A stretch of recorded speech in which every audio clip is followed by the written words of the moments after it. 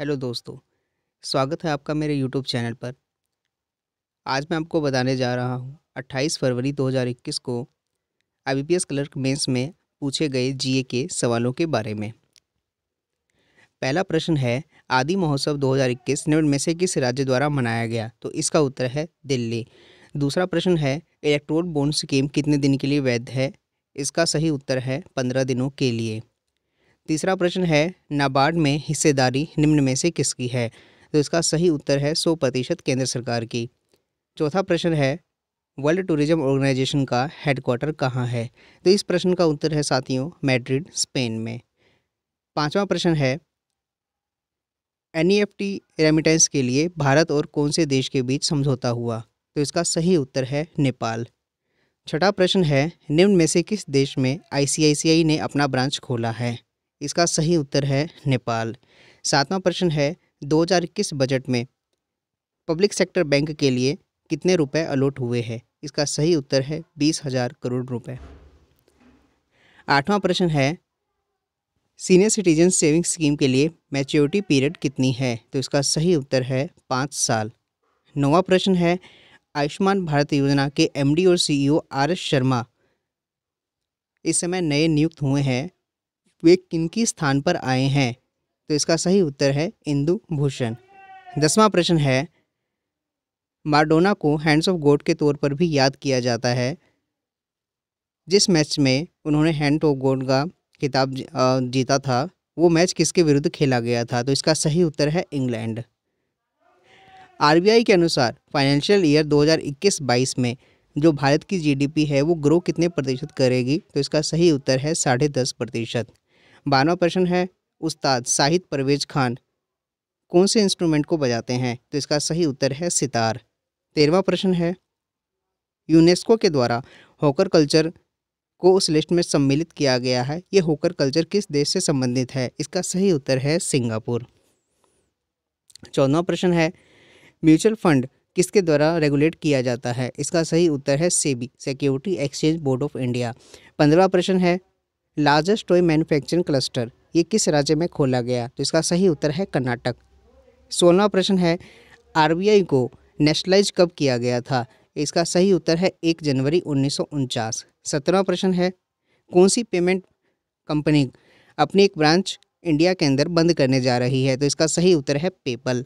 18वां प्रश्न है, ICC T20 player of the decade किसे घोषित किया गया है? तो इसका सही उत्तर है राशिद खान, जो कि अफगानिस्तान से हैं। 19वां प्रश्न है, ब्रांड फाइनेंस रैंकिंग में तीसरे स्थान पर कौन सी कंपनी है या कौन सा आईटी सेक्टर है? तो इसका सही उत्तर है टीसीएस।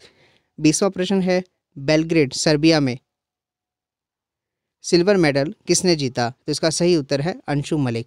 21वां प्रश्न है, struggle in my life book biography किसकी है? सही उत्तर है नेल्सन मंडेला। 22वां प्रश्न है, लॉन्गेस्ट सैंडस्टोन केव जिसको क्रेमपुरी के नाम से जाना जाता है निम्न में से किस राज्य में स्थित है? इसका सही उत्तर है मेघालय। 23वां प्रश्न है, 6 state in light house project which not include. तो प्रश्न इस प्रकार से आया था, लाइट हाउस प्रोजेक्ट 6 स्टेट में बनाए जा रहे हैं, निम्न में से कौन सा राज्य इसमें सम्मिलित नहीं है? तो इसका सही उत्तर है देहरादून।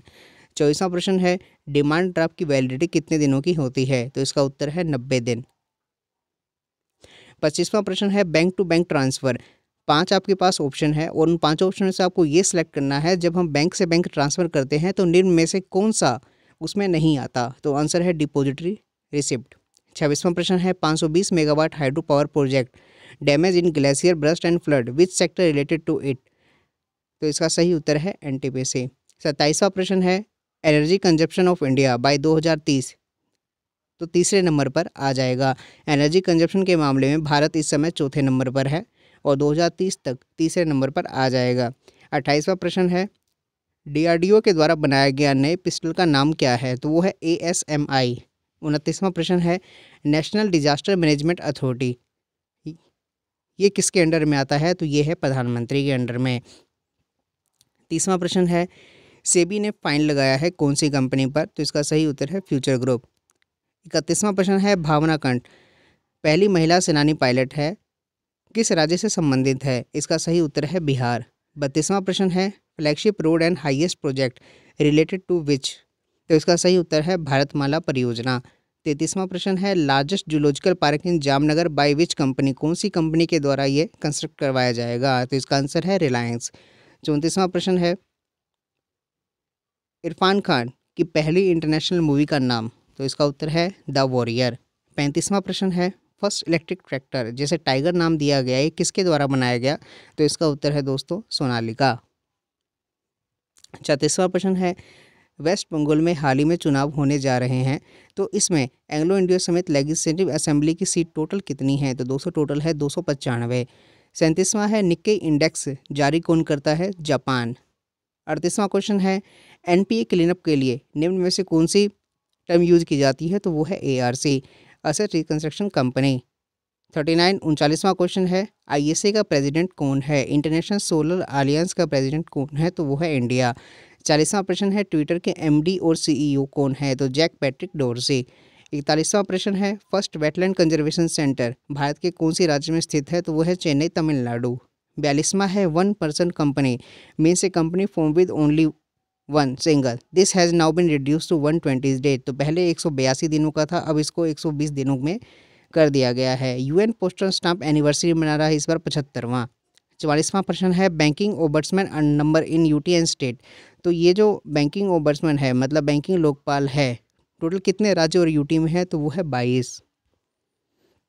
45वां प्रश्न है पहला न्यूक्लियर रिएक्टर चंद्रमा के ऊपर 2026 में कौन बना रहा है? वो है यूएसए। फास्टैग कौन सी टेक्नोलॉजी पे काम करता है? तो आंसर है आरएफआईडी। 47वां प्रश्न है गाइडलाइंस फॉर पीएसएल रेगुलेट, जो पब्लिक सेक्टर लैंडिंग के लिए गाइडलाइंस जारी की जाती है उसको रेगुलेट कौन करता है? तो आंसर है आरबीआई। 48वां प्रश्न है लार्जेस्ट सोलर पार्क कौन से राज्य में बनाया जा रहा है? तो वो है गुजरात। 49वां प्रश्न है IRDAI मॉस्किटो पॉलिसी लेकर आई है जिसका नाम है माशक रक्षक।